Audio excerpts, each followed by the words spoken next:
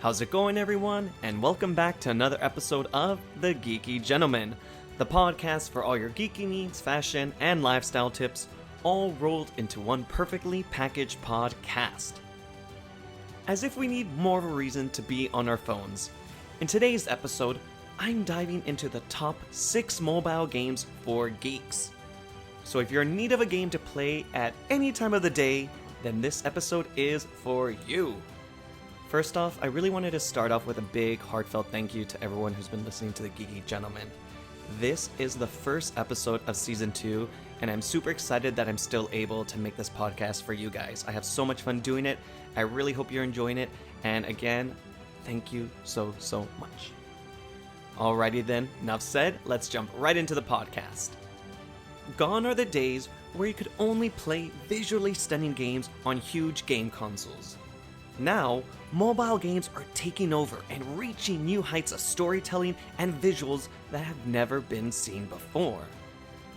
With app stores fully loaded with a large plethora of games to choose from, I'm listing the top 6 mobile games that every geek should be playing. Just a quick FYI, all the games that I'm mentioning are available on iOS and Android devices. Or at least they all were, but more on that in a bit. Number 1, Animal Crossing Pocket Camp. Now you don't need a Nintendo Switch to get obsessed with Animal Crossing. You can download this social simulation mobile game and you will be right in the thick of it. In Animal Crossing Pocket Camp, you can set up your own little campsite with decorations from daily tasks and annual events. But it doesn't stop with campsites. If you want to set up a theme park or a music festival, you can do it. There's plenty of seasonal events and decorating to do in this game, so it will for sure fill up any free time that you do have. Number 2, Marvel Future Fight. Okay, full disclosure, this game has sucked up so much of my life. Marvel Future Fight is an RPG and a dungeon crawler type of game with your favorite Marvel heroes.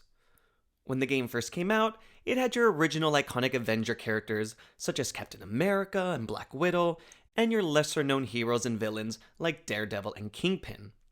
But in the recent years, they've added X-Men and the Fantastic Four. Personally, I played the game for a bit and then I kind of fell off it, but then I got completely sucked back in when they added the X-Men. Why? Because Jean Grey is my favorite character of all time, so I had to have her. They got me. And the best thing about it, though, is that Jean Grey is actually one of the best characters in the game. So, works out for me. Marvel Future Fight has both PvE and PvP aspects, which means player versus environment or player versus player. So it's definitely a must-have if you're a huge sucker for Marvel. When you play the game, you use energy, which is refilled in real time, and you use this energy to complete missions and farm materials needed to upgrade your characters. Each hero and villain is categorized by a type, such as Blast, Speed, Combat, or Universal, and depending on the type, certain characters have an advantage over others.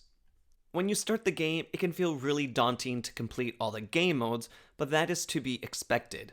New players are rewarded with top-tier characters when they first join the game to help alleviate this, and that's something I didn't get when I first joined. Marvel Future Fight has such a huge surge when the game updates were modeled after each Marvel Studio film release, with new characters like Shuri and Mysterio, and uniforms for all the main MCU heroes and villains with their abilities from the film. I personally still just get such a huge sense of satisfaction when I see Iron Man perform the endgame snap with the Infinity Stones as one of his moves. I love it. Graphically, it is amazing. And although the game is free to play, get ready to cough up some money if you're wanting to get the premium characters such as Odin or Dormammu, or if you want to progress quicker in the game. Number 3, Disney's Sorcerer Arena. So shout out to all the Disney fans out there. This turn-based battling game with your favorite Disney and Pixar characters will have you collecting cards to unlock your new characters to use in battle. The game features PvE and real-time PvP game modes, and the ability to collect popular Disney heroes and villains will have you playing for hours on end. Whether you want to grab Buzz Lightyear or Maleficent, you'll be having loads of fun in this game. I have Maleficent. It gets very addicting, and it does require a certain amount of strategy when choosing characters and using their special abilities. Think Pokemon meets Disney. Number 4, Fortnite. If you haven't played Fortnite, then man oh man, do you wish you had downloaded it already. Currently, this game is off both Apple and Google stores because it's literally that popular. Epic Games, the developer of Fortnite, are currently in a legal battle because of the way the revenue streams work when the games are on the App Store. So what that means is, only the players who have downloaded it already on their devices can still play the game. But it's such a good game, it still had to make the list. Fortnite follows your standard Battle Royale gameplay. Players are dropped into various lands where they have to go all Hunger Gamesy by collecting weapons and building materials throughout the land. The main goal is to be the last man standing or the last team standing as you eliminate all the other players. The game is broken up into seasons with a very loose narrative. During each season, the land changes and the players have the opportunity to get special skins and weapons that are exclusive for a limited time.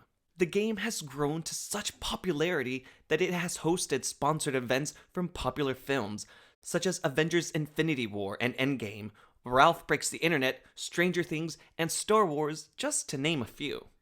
Number 5, Hearthstone.